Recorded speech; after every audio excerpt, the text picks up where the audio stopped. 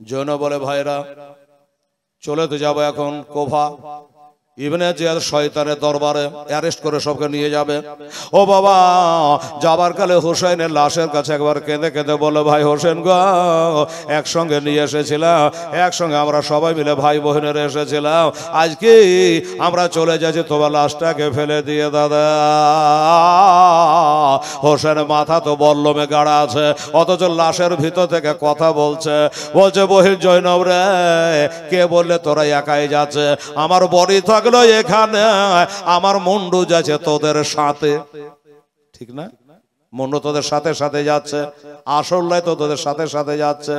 বাবা, দেহুতে যতদিন রুহু আছে তো দেহুর কাম আছে, আর রুহু নাই তো দেহুর কাম নাই। যাই হোক বাবা, এমনি করে নিয়ে চলে গেল।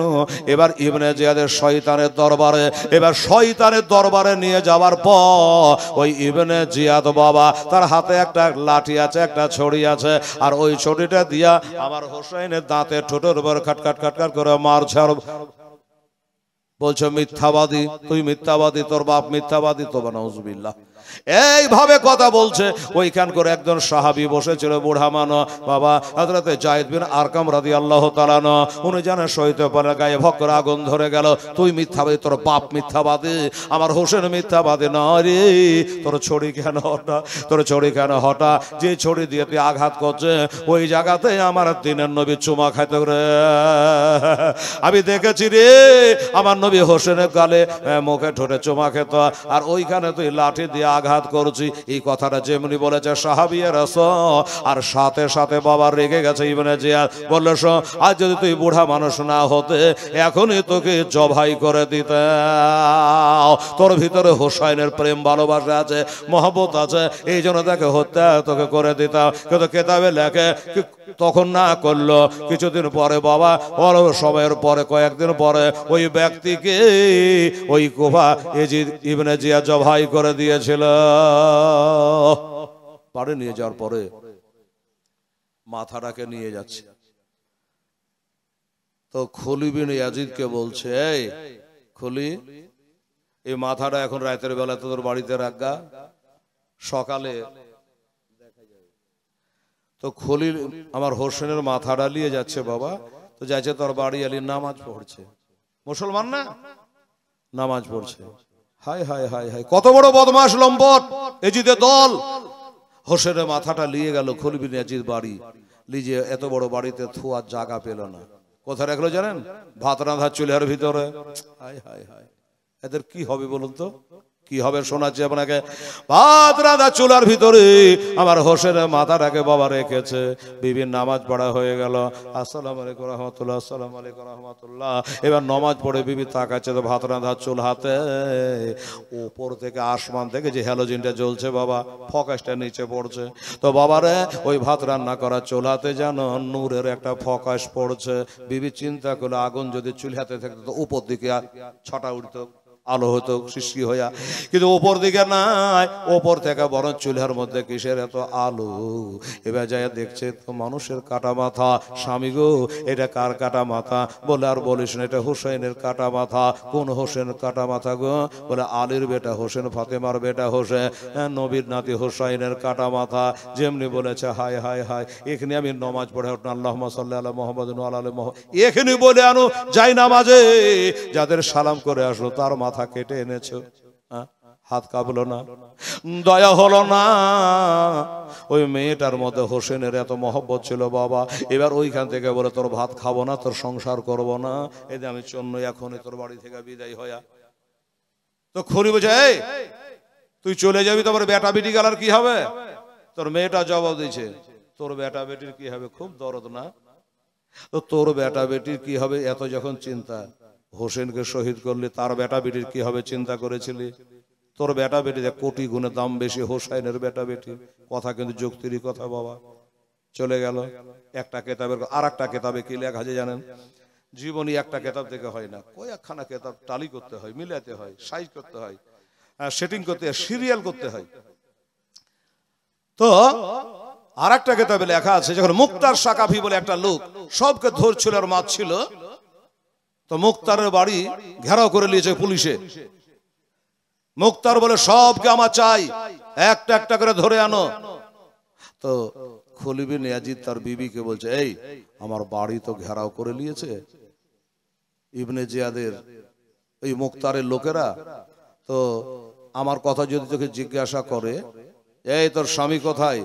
এই মা বোনেরা এদিকে দেখেন একটু, এবার ওয়াজটা শুনতেও হবে, চোখ দিয়া দেখতেও হবে। কারবালার পরে কি হলো বাবা? তো এবার হ্যাঁ বলছে, যদি আমাকে ধরতে আসে তো বিবি রে আমি তো স্বামী হইলাম, তো জিজ্ঞাসা করলে বলবি যে আমাদের বাড়ি, স্বামী আমার বাড়িতে নাই। বিবি বলে, বারে কথা, এখানে নামাজ পড়ে আপনার এত কথা গল গলে মিথ্যা কথা বলবো যে নাই? বলে, না বললে তোর স্বামী হারাবি, বাঁচতে পারবি না। শোন, মেয়েটা বললে কপালে যাহাই হবে, আসুক তারপর দেখছি। লোক চলে এসছে, এই রে মহিলা, তুই কি খলিল বিন ইয়াজিদের স্ত্রী? বলে, হ্যাঁ। তোর স্বামী কই? আমরা সরকারি মুক্তারের লোক, তোর স্বামীকে অ্যারেস্ট করতে এসেছি, তোর স্বামী কই? স্বামী তো ঘরে খাটের তলে লুকিয়ে আছে, শুনতে পাচ্ছে সবই। আর বিবিকে শিখিয়েছে, বলবি যে বাড়িতে নাই। তো এই জন্য আমার মা বোনের একে বন্য যে ওয়াজটা এবার শোনেন আর চোখ হয়ে একটু তাকান আমার দিকে। তখন ওই মেয়েটা বলছে, কেটা বলেছে বিটি ছেলের বুদ্ধি নাই জি? হ্যাঁ, বিটি ছেলের বুদ্ধি নেই, এমনি মুখ্যমন্ত্রী হয়ে বসে আছে, এমনি রাষ্ট্রপতি হয়ে বসে আছে ভারতে, এই এত বেটা ছেলে থাকতে। হ্যাঁ, সুবহানাল্লাহ। ইহা তো না কাটে, উহা তো না কাটে, কথা বুঝেন। ওর স্বামী বদমাস, ও কিন্তু কানে উড়িয়েছে, আল্লাহ যদি আমার বিবি বলেছে যে খাটের তলে আছে, তাহলে তো আমার খাটিয়া খারাপ। তো যাক, আমার বিবিকে তো বোঝাচ্ছে, বলবি যে বাড়িতে নাই, মেলা মুড়ল আছে, খালের পয়সা দিয়ে দিয়ে দিয়ে ফকির মিশকে আইলে গেছে। তোর বাড়ি এলাকে বলছে যে কেউ যদি আসে, আমি একটু ঘুমানো, বলবি যদি ফকির মিশকিন আসে যে খালের পয়সা আছে, তো বলি যে আমার স্বামী বাড়িতে নাই। বিরক্ত হয়ে গেছে, ওটা আলাদা কথা। তো এবার ওই খলিল বিবি বলছে, ওকে জিজ্ঞাসা, তোর স্বামী আছে বাড়িতে? ও কানে উড়িয়েছে। বিবি বলছে, মুখে কি বলছে আর হাতে কি করছে দেখেন।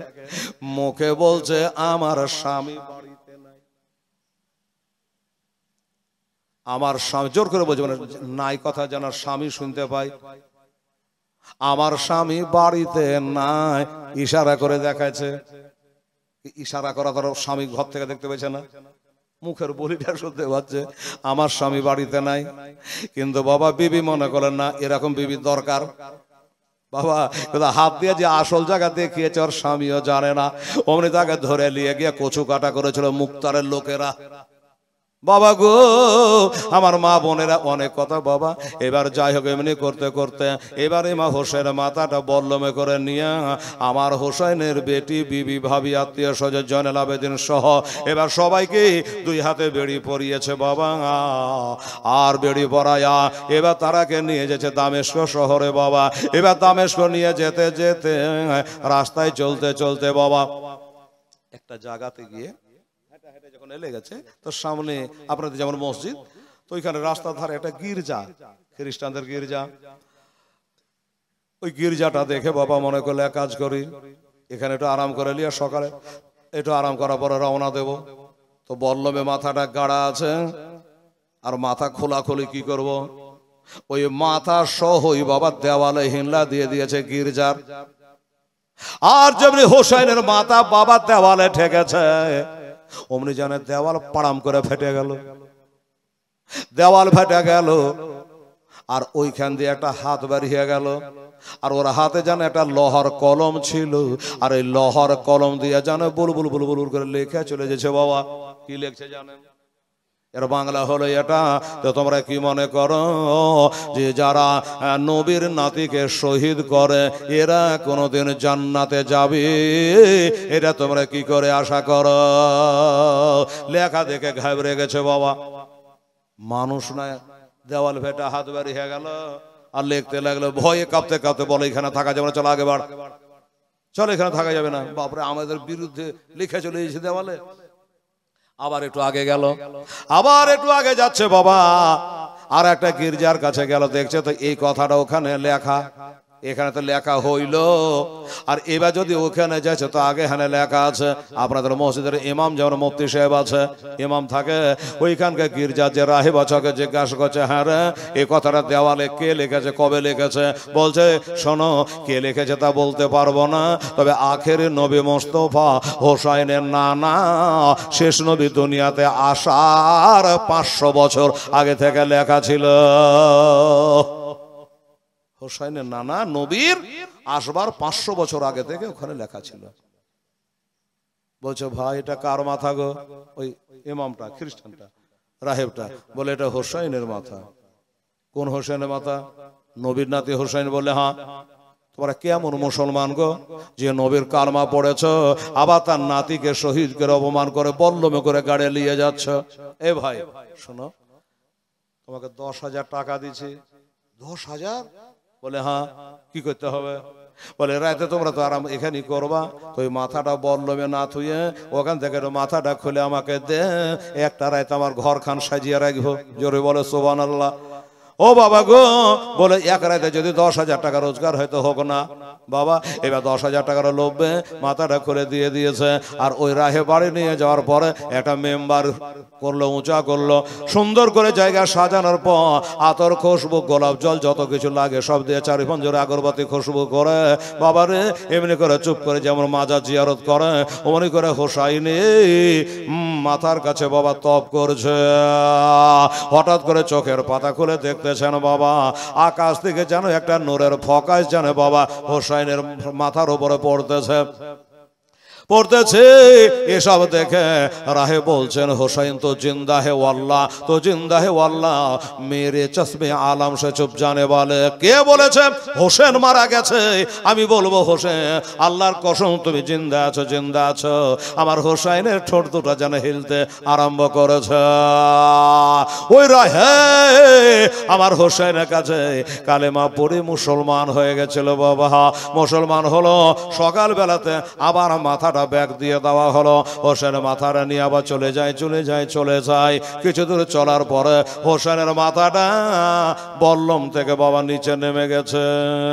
যখন নিচে নেমে গেছে, ইজিদের 22,000 সৈন্য কাটা ছেড়া যা হয়েছে, বাকি গেলা আছে, ওরা হোসাইনের বাবা মাথাটা জমিন থেকে তুলতে পারে না। কেন? 22,000 লোক। এই যে আপনাকে বললাম না কাল যখন আমি মালদা থেকে আসি, 4:15 কালীচকে বাসে চাপলাম, 2.5 ঘন্টা ধরে ফারাক্কা থেকে বল্লালপুর পর্যন্ত জাম। যারা ওদিকে গেছেন তারা জানেন এত জাম, 3টা করে বাসের লাইন, গাড়ির লাইন। হ্যাঁ, যে আমি একটু বাড়ি যাব, আরাম করব, গোসল করবো, তারপর আবার মসুরডাঙ্গা যাবো, কোন বিপদে পড়লে বাড়ি থেকে ফোন করে, বেটি ফোন করে, আব্বা কত দূর এলাকা। কিন্তু আমি বললাম যে এরকম ব্যাপার। কিন্তু জামগালা কেন লাগে জানেন? ড্রাইভাররা কি করে, লরির ড্রাইভাররা যখন দেখলো যে জাম নাই তো ট্যাঙ্কে তুলে দিয়ে লক করে নিতে পারছে। পিচকার গাড়ি আলা ভাবছে আকার গাড়ি জাম ছোটেনি, ও নিয়ে চলে এলো। হ্যাঁ, 200-400 ঘর গাড়ি লেগেছে, ড্রাইভার ট্যাঙ্ক তুলে নিয়ে গেছে, আর এদিকে ভাবছে জাম নেই। পুলিশ যখন এসে ভাড়া বাড়ি দেয় তখন আবার জাম ছাড়ে না। তো আমার হোসেনের মাথাটা নিচে তুলতে আর পারে না, জাম লেগে গেছে, রাস্তায় চলে না। সীমার আর যত লোকজন বলে এই কি ব্যাপার, জাম ছাড়ে না কেন, আগে যায় না কেন? বলছে আর বলিও না, হোসেনের মাথাটা বল্লম থেকে নিচে চলে আসছে, ওই মাথাটা বল্লমে তুলে যাবার গাড়বো তো মাটি থেকে আমরা চাঁড়িয়ে তুলতে পারছি না। তাই নাকি? চলো হটো, আমি যাই। সীমার গিয়ে বলছে এই জয়নুল আবেদিন এদিকে আসো, এই তোমার বাপের মাথার সাথে কথা কহ, তোমার বাপকে তুমি বুঝিয়ে বলো, যদি আজকে মাটি থেকে না বল্লমে উঠে তাহলে তোর মা বোনের উপর অত্যাচার চালু হয়ে যাবে। একটু দাঁড়াও। পাঁচজনে বসে, আব্বা আব্বা গো কি ব্যাপার, কি হলো, আপনি উঠছেন না কেন? দেখেন ইজিদের দলেরা বলছে আপনি যদি না উঠেন তাহলে আপনার বিবি, বেটি, আত্মীয় স্বজনের সঙ্গে তারা অত্যাচার আরম্ভ করবে।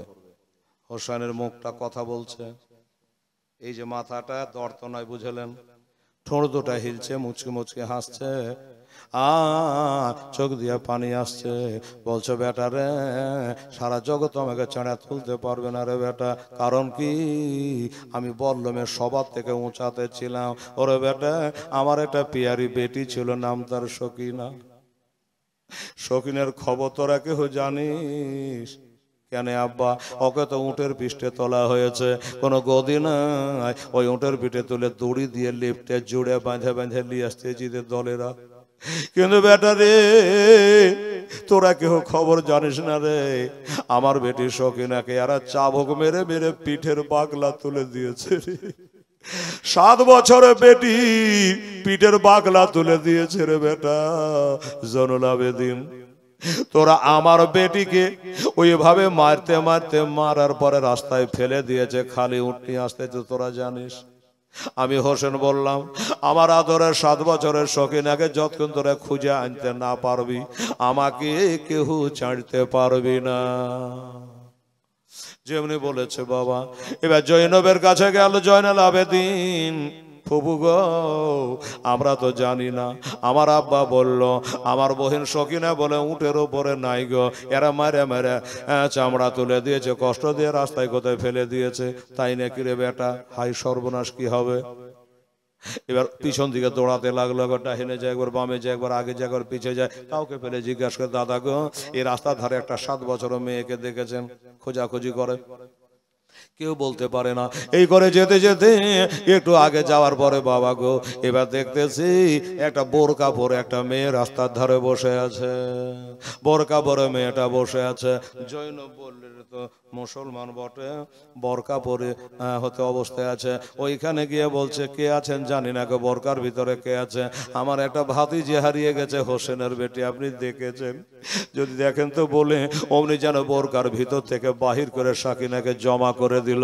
এলা তোমাদের সকিনা। বলছে, মা তুমি কে আছো গো? আমার সাকিনাকে বুকে করে নিয়ে তুমি বোরকার ভিতরে আটকে রেখেছো, তুমি কি? মুখের নেকা তুলে দেখছেন, ওটা বসেছিল বিবি ফাতেমা। ওরা চালিয়ে দিয়েছে, সাকেনা নিয়ে বুকে করে বসে আছে রে বাবা। আমার মা বোনেরা এবার সাকেনাকে নিয়ে আসলো, আবার কাফেলা চলতে আরম্ভ করলো বাবা। এইভাবে চলতে চলতে চলতে, রাস্তা তো অনেক দূরে রাস্তা বাবা। এবার যেতে যেতে ইয়েজিদের দলেরা একটা উট নিয়ে জবাই করলো। কেন? উট জবাই করে হোসেনের বেটা বেটিটাকে দেখাবো আর একটু আনন্দ করে গোশত খাবো। আল্লাহ বলছে, তোরাকে খাওয়াচ্ছি, ভালো করে খা। উট জবাই করেছে, রান্না বান্না একবারে হয়ে গেছে তৈরি, রান্না হয়ে গেছে, গরম গরম খাবে। এইসব হাতে মুখে পানি দিয়ে গরম গরম উটের গোশত খেতে হবে। হাতে মুখে পানি দিয়ে খাবার লেগে বসছে। এবার ওই পাতিলের সর্বেশ তোলাছে, তুলে দেখছে সব গোশত নাই, রক্ত। জোরে বলে সুবহানাল্লাহ। গোটাই রক্ত হয়ে গেছে, এক পিস গোশত নাই। তোরা আমার হোসেনের বেটিকে দেখিয়ে দেখিয়ে খাবি রে পাপির দল, খা। পারলো না। যাই হোক বাবা, অনেক কথা আর বলতে পারি না বাবা। 11:30 হতে যাচ্ছে, মুয়াজ্জাজ সামাইনেকেরা। এইবারে বাবা কি হলাম, এমনি করে নিয়ে যাওয়ার পর ওই ইয়েজিদের কাছে পৌঁছানো হলো। ইয়েজিদের কাছে পৌঁছানো হলো বাবা। কেতাবে কয়েকটা কথা লিখেছে রে বাবা।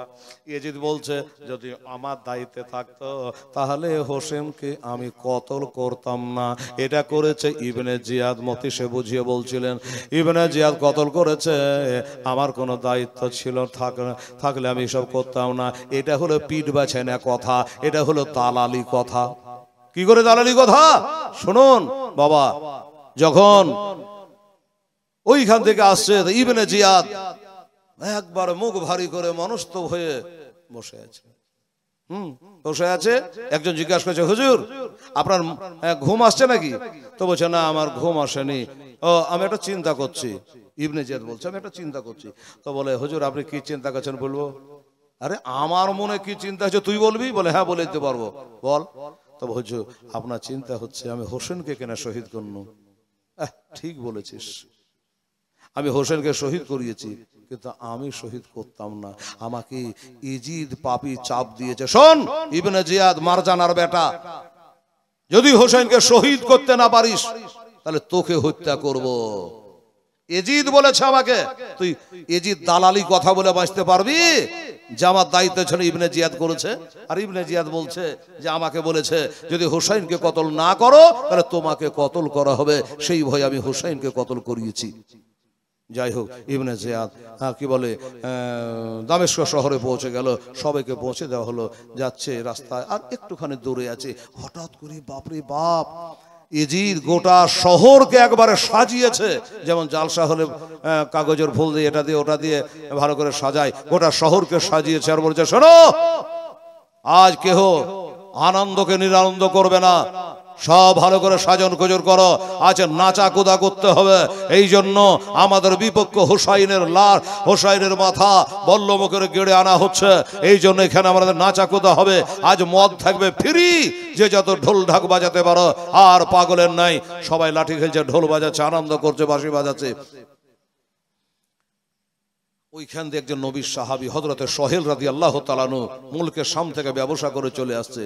ঢোল ঢাক বাজনা দেখলে কে না জিজ্ঞাসা করছে, দাদা কি হয়েছে গো? তো বললো, এই হোসাইনের মাথা কেটে আনা হচ্ছে, তাই ফুর্তিতে সব ঢোল বাজাচ্ছে, হ্যাঁ আনন্দ করছে, তাই নাকি? বললেন, হ্যাঁ। কোন হোসেন কথা বলছো ভাই? কোন হোসেন? আরে নবীর নাতি হোসাইন। সর্বনাশ, নবীর নাতি হোসেনের মাথা কেটে আনছে?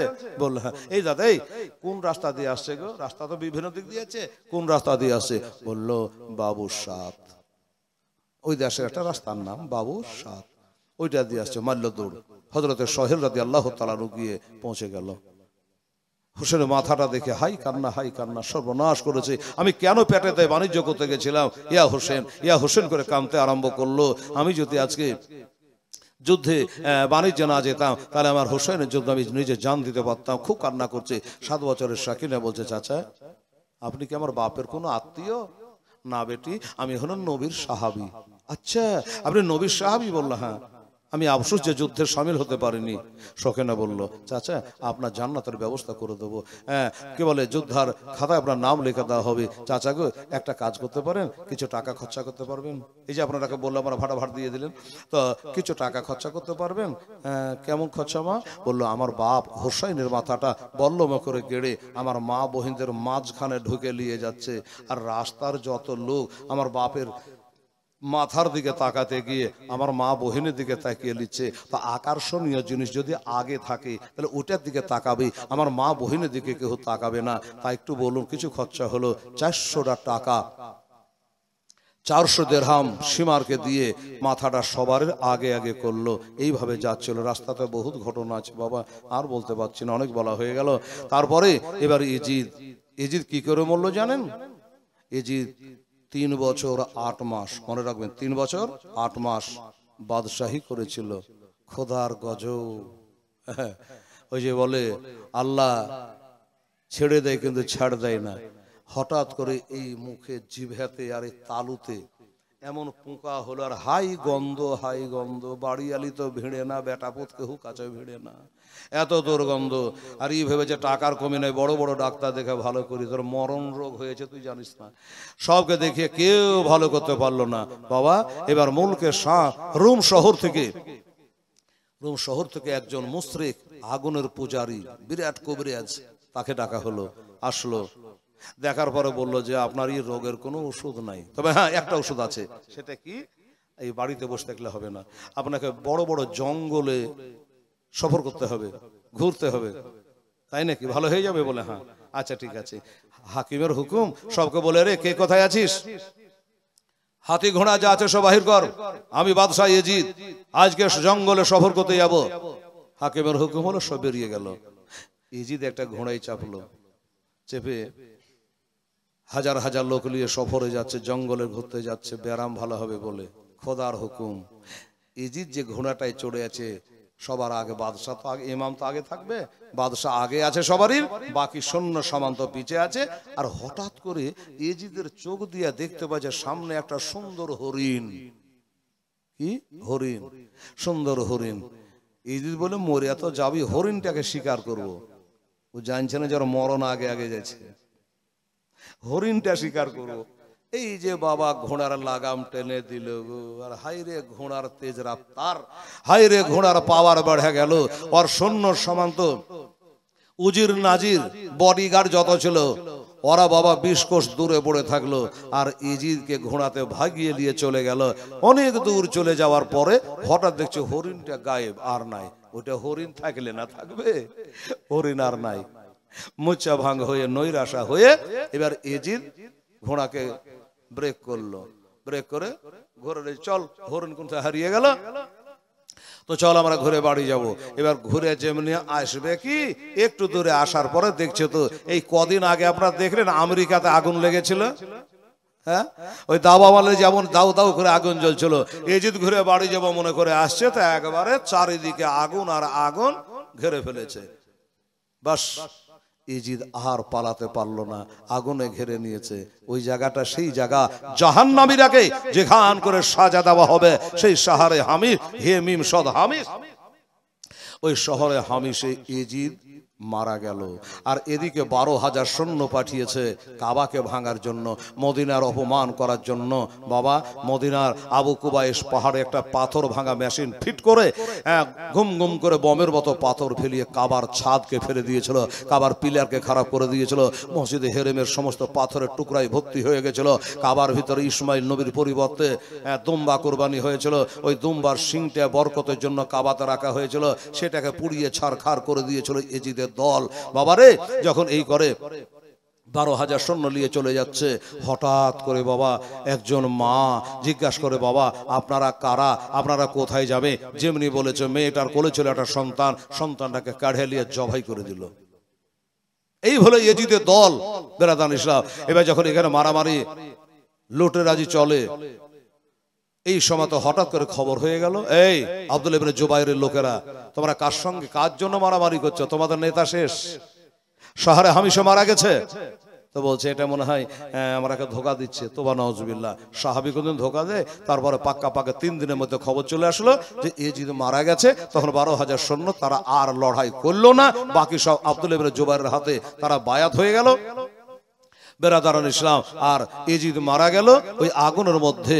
বাবা শুধু সাপ আর বিচ্ছু আর আজদাহা সাপ ওই আগুনের ভিতরে সব সময়ের জন্য। ভাইরা আমার দাদুরা, তারপরে কি হলো? এবার এজিদের যে বাড়িয়ালি ছিল, এজিদের বাড়িয়ালি তো বেওয়া হয়ে গেল। কি একটা বিহা করলো, কাকে করলো জানেন? ওই গিরগিট্টির বেটা মারওয়ানকে। মারওয়ান চিনেন তো মারওয়ানকে? আরে শুনে শুনে তো চিনহার মতনই হয়ে গেছে। এই মারওয়ানকে এজিদের বাড়িয়ালি বিয়ে করলে, এ কি কম খান্নাসনি ছিল গো? হ্যাঁ, এজিদের বাড়িয়ালিকে বিয়ে করলো মারওয়ান। লিয়া কদিন সংসার করতে করতে কি যে একদিন হইল, কথায় কথায় বাবা টকঝাকো হতে পারে স্বামী স্ত্রীতে। আর যেই টকঝাকো হলো, ওই এজিদের বাড়িয়ালি পরে বিহা করা মারওয়ানকে দিল হাসিয়ার কোপ দিয়া, খতম, জামালা শেষ। এজিদও মূল্য, এও গেল। এখন এজিদ মূল্য তো বাদশাহ হবে কে? এজিদের একটা বেটা ছিল, নাম কি ছিল? নাম ছিল এজিদের দাদর নাম ছিল আমির মাবিয়া। এই কি বলে, এজিদের বাপের নাম আর এজিদের বেটার দাদর নাম হলো আমির মাবিয়া। তো ওই নামে নাম রেখেছিলেন মাবিয়া। খুবই সুন্দর চরিত্রবান ছেলে এজিদের বেটা ঠিকই, কিন্তু এর স্বভাব চরিত্রটা ছিল তো দাদর মতো। হ্যাঁ, এসব কাজ উনি পছন্দ, দাঙ্গা ফাসাদ মারামারি হানাহানি এগুলো উনি পছন্দ করতেন না। লাস্টে কি হলো জানেন? লাস্টে ওই লোকজন ধরে জোর করে বাবা চেয়ারে বসাইলো। মাত্র 2 মাস, কেউ বলে 40 দিন চেয়ারে বসেছিল খোদার হুকুম। 21 বছর বয়সে তার বেটাটাও, এজিদের বেটাটাও ইন্তেকাল হয়ে গেল। ইন্না লিল্লাহি ওয়া ইন্না ইলাইহি রাজিউন। ভাইরা আরো আছে, আরো অনেক কথা আছে, আর বলতে ভালো লাগছে না। অনেক একভাবে বকে যাচ্ছি, গলা গরম হয়ে গেছে। আর আপনাদেরও রাত্রি হচ্ছে, ঘুমাতে হবে আপনাদের, আমাকে আবার 1-1.5 ঘন্টা যেতে হবে। দোয়া করে না, কালকে আমি মালদা উত্তর দিনাজপুর চলে যাবো, ইটাহার থানায়। আল্লাহর কাছে দোয়া করবেন। আবার কবে দেখা হবে জানেন? তবে আমাদের মাদ্রাসা কমিটি মিলে জুলে হয়তো 1 লাখের পারে আমাদের মুফতি সাহেবরা সব মৌলানা সাহেব দাওয়াত করেছে।